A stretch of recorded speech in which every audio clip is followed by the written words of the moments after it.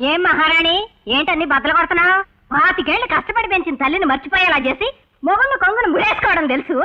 పెళ్లికి ఎదిగిన ఆడపిల్ల ఇంట్లో ఉండగా గదిలో దూరి తలుపులు మూసుకుని కొలకడం తెలుసు.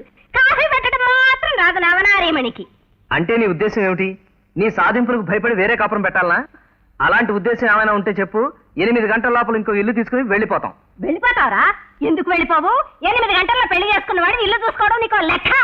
ఇల్లు చూసుకుంటా మమ్మల్ని వీధులు పాలు చేస్తావు. మీ నాన్నగారే బతుకుంటే మాకు ఈ దుస్థితి పట్టేదా?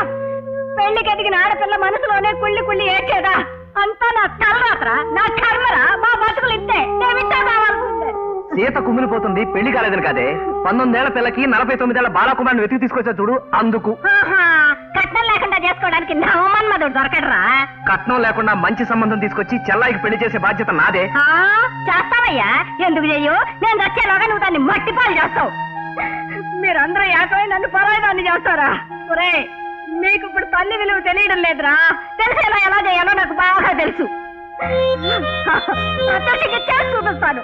అమ్మ కిరసనాయిల డబ్బా అగ్గిపెట్టి ఎందుకు తీసుకెళ్తుంది? అమ్మా, అమ్మా.